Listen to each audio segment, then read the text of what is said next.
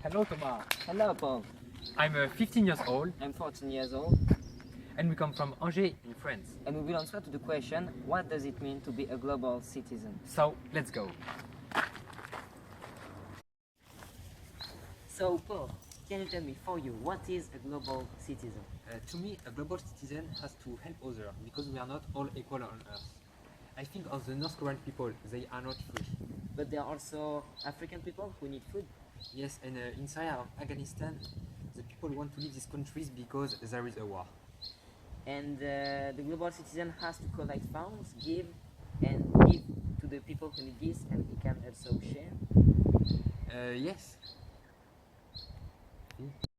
Some celebrities do action for these people. For instance, Xavi, a football player. He has given his yacht to help the migrants to cross the Mediterranean. Another example, Jérôme Jarre. He's a French YouTuber and he collected food to give food to people of Somalia.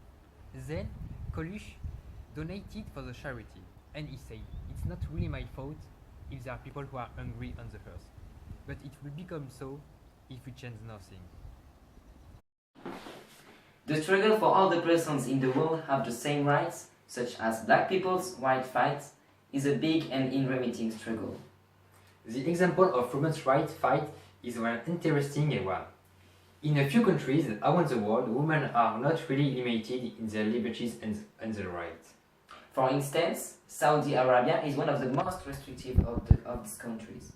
It's the only where women aren't allowed to drive a car. In addition to that, they haven't got fundamental rights. This cause is very important for celebrities. For example, Emma Watson, ambassadress of women's rights at UN, delivers a committed speeches. She fights against stereotypes and restrictive law.